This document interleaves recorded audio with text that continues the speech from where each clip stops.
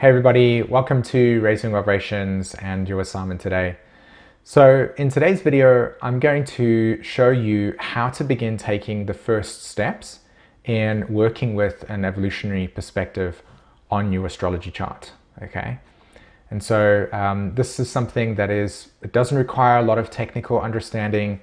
You don't need to have a whole jargon of astrological lingo to be able to understand what I'm going to show you today. It's a pretty straightforward process and I'll make it as easy as possible to understand, all right? Now, if you have not watched the first video in this series, I do actually encourage you to go back and watch that video first. There's a lot of information in there that will help make sense of what I'm talking about here. It will give it some context, okay? So if you haven't watched that, I'll provide a link in the description and also a card that will come up over here. And then you can just click on that and then you watch that video first. All right? Okay. So what are the first steps that we need to take in order to help us understand ourselves deeper, how we can read other people's charts and help them make sense of their reality, and even try to use astrology as a tool to, comprehend the world, right? And there's a few ways that we can do this. So the first way that I think is really important and is not integrated in traditional ways is bringing the human connection, the human spirit, and the human experience to the table, right? Think about it. For most of the time, we use astrology in a way where we're trying to figure ourselves out, but we're looking at it through the lens of what those definitions are. We're not bringing our emotional journey to the table. We're not bringing our experience and how we've been individually shaped and the experiences that we've had to the table. So there's a mismatch. So bringing ourselves to the equation is one of the first steps that you need to begin looking at. Now, the second thing here to understand is astrology does not enact life, okay? It reflects it. So when we're looking at the astrology chart and we're trying to make sense of it, when we look at it from a point of view of integrating ourselves, we're bringing ourselves to the table, we're bringing the other person's experience to the table, or the collectives, and we're saying, what is it reflecting about what's going on within us? We've already crossed the threshold. We've already entered the place where we can begin to ask and answer deeper questions about our experience. Because now we're actually seeing what's occurring within us, and the astrology is reflecting these principles that are emerging within us. Does that make sense? The third thing that I think is very important in being able to take these steps to using an evolutionary perspective when looking at your chart is that astrology is an observation correlation tool. Astrology is an observation correlation tool. So now, when we've integrated ourselves and we see what it's reflecting, we can make observations and correlations on the experiences, right? We are observing what's going on there, and then we're looking at the chart and we're seeing an observation correlation thread. And you can do this for yourself. You can do this for other people, right? This is the first step. Every single person has an individual experience.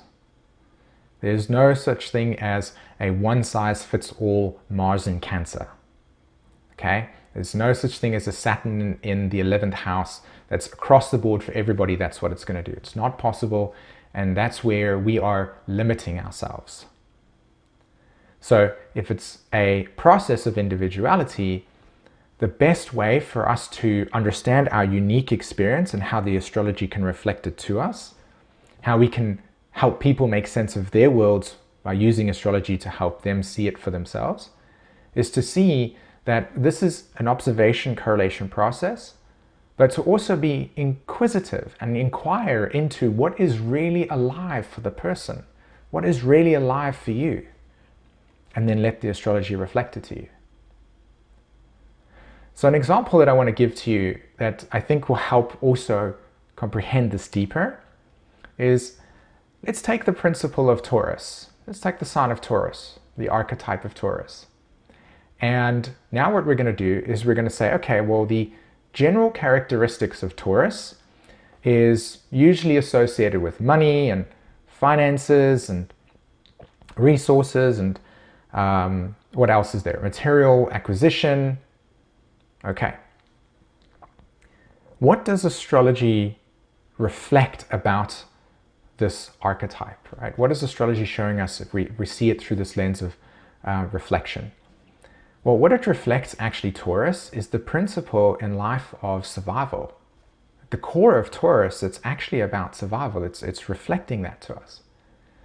And so what comes out into the surface above that core base of survival is how do we actually develop needs that are essential that we can meet for us to survive. Okay, so now we have this understanding that Taurus at the core of this archetype is reflecting the principle in life of survival. And then from that, what establishes our essential needs, like what do we need in order to survive? So let's take your astrology chart, or if you're looking at other people's charts, you can even go and do this with other people. And you look at the sign of Taurus and you ask the question, what is the essential need here for me? Why is it in this area of my chart, it's pointing to something that is about my essential needs? This is essential for me in my growth, in my expansion, my human experience, my emotional journey. This is where the essential need needs to be developed. And for all of us, we're going to have it in different places. One person's going to have it in the 11th house. One person's going to have it in the 3rd house. And that's where that diversity comes in. So it's an individual experience, and now what you're wanting to do is make an observation correlation. When you look at the person or you look at yourself to understand yourself deeper and the other person, or the collective, depending on how you're using astrology, and you're seeing it through an evolutionary lens of, this is an essential need that in this lifetime will help me grow and evolve and is reflecting a deeper purpose for me.